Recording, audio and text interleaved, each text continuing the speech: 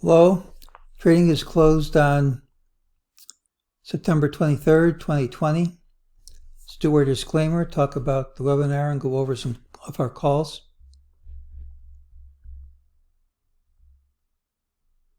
This is my plan for tomorrow, Thursday the 24th. Gapping sharply in the undesired direction kills the call. Can't guarantee it's accurate. It's my plan. If you want to use it, trade at your own risk. Please follow my rules. Anyone who needs to contact me about the webinar or anything else, here's my address.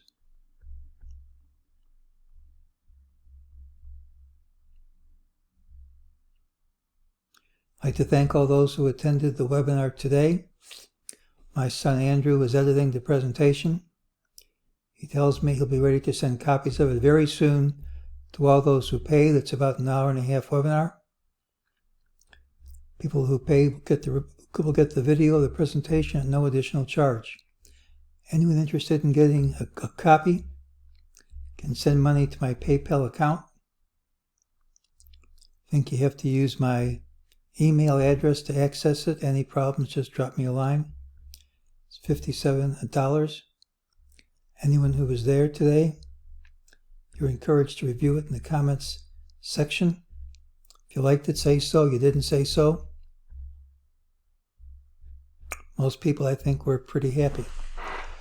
All right, let us do some stuff. We said this pattern was positive. Unless we gapped under this low, we should see higher prices. We started by going up 8 points, and that's all we have to do to satisfy the prediction.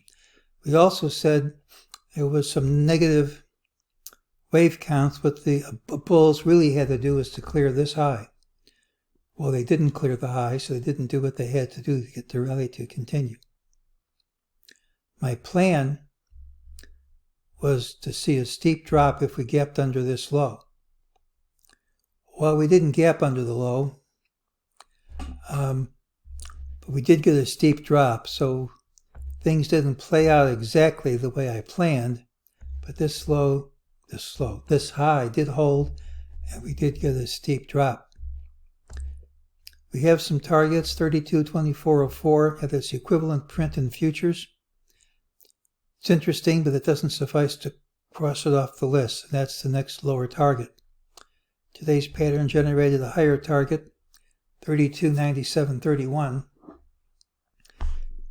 Unless we gap down smartly, the system calls for that to print most likely tomorrow. Frankly, it seems kind of out of reach to me, but you never know.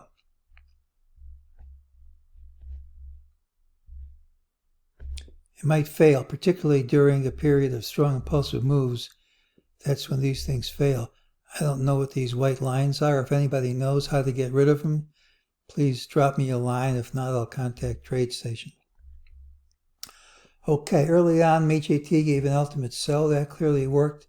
This is resistance that clearly held. The afternoon pattern was said to be non-sustainable by the system. Gives us our target, 32.9731. Seems like a stretch, as I say.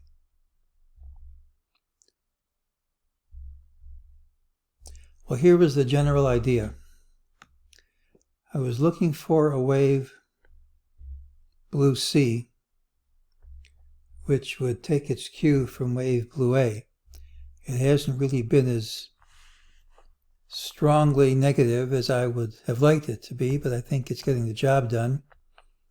Earlier in the month, we traded near 3,600. We're now near 3,200, and that's not peanuts. Now, there are a number of places where it's more likely than not for this drop to end. I'm not going to call it being over, but we look at Fibonacci retracements of wave blue A, and one target, 38.2%, is right at today's low.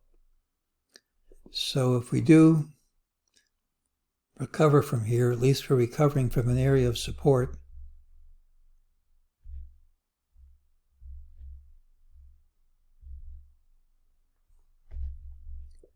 This was the wave count we showed yesterday. We said it's a good chance wave black B was over, should be in black C. You'd like black C if it's ended, to have some kind of Fibonacci relationship to black A. And that's 38.2% again. So I'm not going to call the bottom here, but we do have a higher target. We do have fib support.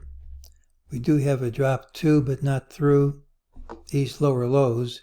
Generally, when that happens, you either gap under these lows or you get a rebound of some kind. And it doesn't take too much squinting to count 5 waves down. So if we got a move back up tomorrow, I can explain it. Doesn't mean I'm willing to risk money on it. But if we don't gap down, the system calls for 3297.31. I again think that's kind of a stretch, and I would look for Fibonacci retracements, but frankly, I've been surprised before.